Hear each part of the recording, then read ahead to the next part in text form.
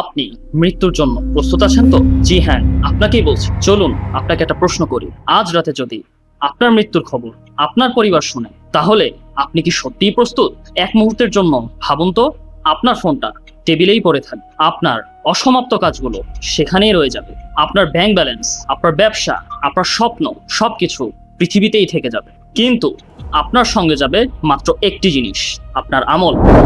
আমরা সবাই ভবিষ্যতের জন্য পরিকল্পনা করি, কেউ ক্যারিয়ারের জন্য, কেউ বাড়ি কেনার জন্য, কেউ বা গাড়ি কেনার জন্য, আবার কেউ টাকা জমানোর জন্য। কিন্তু যে জায়গায় আমাদের অনন্তকাল থাকতে হবে, সেই আখিরাতের জন্য আমরা কতটুকু প্রস্তুতি নিচ্ছি?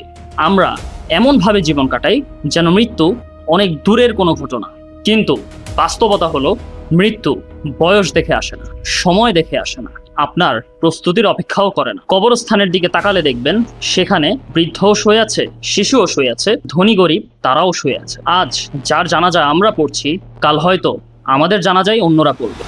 চলুন দুজন মানুষের কথা আমরা কল্পনা করি। প্রথম ব্যক্তি, সে ব্যক্তি নামাজকে গুরুত্ব দেয়নি, কোরআনের সাথেও তার কোনো সম্পর্ক ছিল না, দুনিয়ার বাস্তবতাই ছিল তার জন্য সবকিছু, কিন্তু সে আল্লাহর সন্তুষ্টির কথা খুবই কম ভেবেছে। কিন্তু হঠাৎ একদিন মৃত্যুর ফেরেশতা এসে উপস্থিত হলো, আর তখন তার পরিবার তার জন্য কাঁদছে, তার সাথের বন্ধুরা তার জন্য দোয়া করছে, কিন্তু তার নিজের আমলটাই ওই সময় তার জন্য সবচেয়ে বড় বাস্তবতা।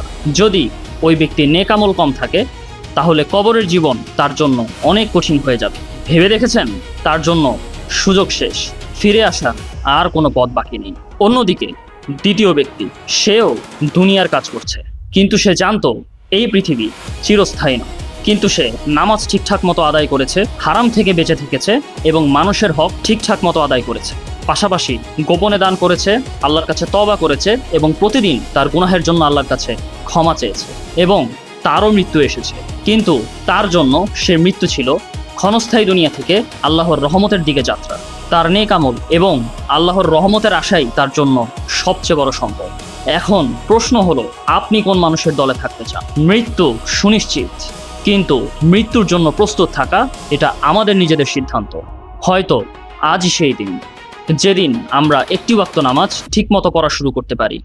হয়তো আজই সেই দিন যেদিন আমরা একটি গুনাহ ছেড়ে দিতে পারি।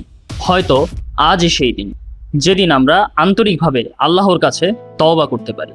যে ব্যক্তি আল্লাহর দিকে ফিরে আসে, সেই ব্যক্তি সফলতার দিকে যাত্রা শুরু করে। আল্লাহ আমাদের সবাইকে উত্তম পরিণতি দান করুন, আমাদের কবরকে জান্নাতের বাগিচায় রূপান্তরিত করে দিন, এবং মৃত্যুর আগেই আমাদেরকে মৃত্যুর জন্য প্রস্তুত হওয়ার তৌফিক দান করুন। আমিন। যদি ভিডিওটি আপনাদের কাছে ভালো লেগে থাকে, একটি লাইক দিন এবং শেয়ার করে আরও মানুষের কাছে ভিডিওটি পৌঁছে দিন। আর এমন আরও ইসলামিক রিমাইন্ডার পেতে আমাদের চ্যানেলটি সাবস্ক্রাইব করে আমাদের সাথেই থাকুন। আপনাদের প্রতিটি সাপোর্ট আমাদের জন্য নতুন নতুন ভিডিও বানানোর অনুপ্রেরণা যোগায়।